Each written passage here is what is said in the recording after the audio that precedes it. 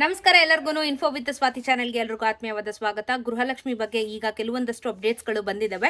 ತುಂಬಾ ಜನಕ್ಕೆ ಕನ್ಫ್ಯೂಷನ್ ಇದೆ. 23ನೇ ಕಂತಿನ ಹಣ ಬರ್ತಾ ಇದೆಯಾ, 24ನೇ ಕಂತಿನ ಹಣ ಬರ್ತಾ ಇದೆಯಾ ಅಂತ ಹೇಳಿ ಸರ್ಕಾರದವರು ಈ ಒಂದು ಗೊಂದಲನ ಕ್ರಿಯೇಟ್ ಮಾಡಿದ್ದಾರೆ. ಎಲ್ಲರಿಗೂ ಕನ್ಫ್ಯೂಷನ್ ಇದರ ಬಗ್ಗೆ ತುಂಬಾನೇ ಇದೆ. ಸೊ ಇದ್ರ ಬಗ್ಗೆ ಕೆಲವೊಂದಷ್ಟು ಮಾಹಿತಿ ಬಂದಿದೆ. ಅದ್ರ ಬಗ್ಗೆ ಈ ವಿಡಿಯೋದಲ್ಲಿ ನಿಮಗೆ ಹೇಳ್ತೀನಿ ಆ್ಯಂಡ್ ಅದ್ರ ವಿಚಾರ ಬಗ್ಗೆನೂ ಮಾತಾಡ್ತಾ ಹೋಗೋಣ. ಚಾನಲ್ ಸಬ್ಸ್ಕ್ರೈಬ್ ಮಾಡ್ಕೊಂಡು ವಿಡಿಯೋನ ಕಂಟಿನ್ಯೂಸ್ ಆಗಿ ವಾಚ್ ಮಾಡಿ, ಸ್ಕಿಪ್ ಮಾಡಬೇಡಿ ಅಂತ ಕೇಳ್ಕೊತಾ ವಿಡಿಯೋನ ಶುರು ಮಾಡ್ತಾ ಇದ್ದೀನಿ. ಗೃಹಲಕ್ಷ್ಮಿಯ 24ನೇ ಕಂತಿನ ಹಣ ಇನ್ನೂ ಬಂದಿಲ್ಲ ಅಂತ ಹೇಳಿ ಕೆಲವೊಂದಷ್ಟು ಕಮೆಂಟ್ಗಳು ಬೀಳ್ತಾ ಇದಾವೆ ಅಂತ ಹೇಳಿ ನಾನು ಪ್ರೀವಿಯಸ್ ವಿಡಿಯೋದಲ್ಲೂ ನಿಮಗೆ ತಿಳಿಸ್ಕೊಟ್ಟೆ. ಈಗ ನಾವು ಅನ್ಕೊಂಡ್ವಿ 23ನೇ ಕಂತಿನ ಹಣ ನಮ್ಮ ಖಾತೆಗಳಿಗೆ ಜಮಾ ಆಗ್ತಾ ಇದೆ ಅಂತ ಹೇಳ್ಬಿಟ್ಟು. ಸೊ ನಮಗೀಗ ಬೇಸಿಕಲಿ ಬರಬೇಕಾಗಿರೋದು ಅಕ್ಟೋಬರ್, ನವೆಂಬರ್, ಡಿಸೆಂಬರ್ ಈ ಕಂತಿನ ಹಣ, ಅಂದರೆ ಈ ತಿಂಗಳದು ಕಂತಿನ ಹಣಗಳು ನಮ್ಮ ಖಾತೆಗೆ ಗೃಹಲಕ್ಷ್ಮಿ ಹಣ ಬರಬೇಕಾಗಿದೆ.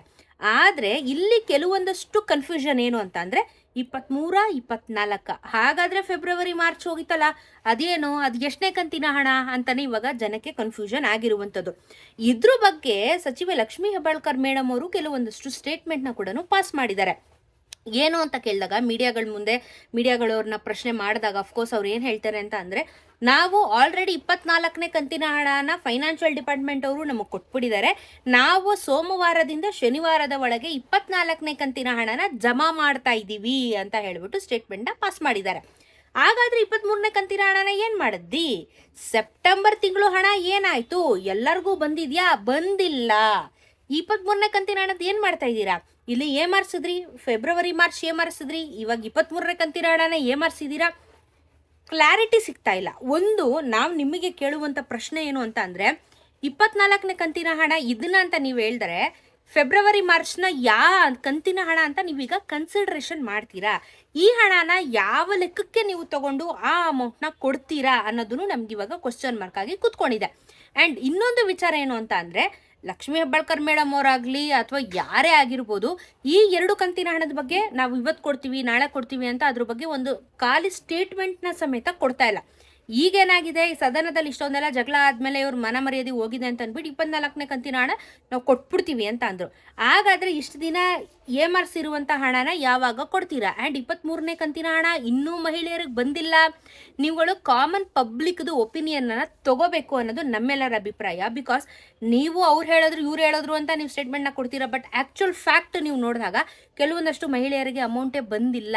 ಇದು ಆ್ಯಕ್ಚುಲ್ ರಿಯಾಲಿಟಿ. ಇದನ್ನು ಸರ್ಕಾರ ಅರ್ಥ ಮಾಡ್ಕೋತಾ ಇಲ್ಲ.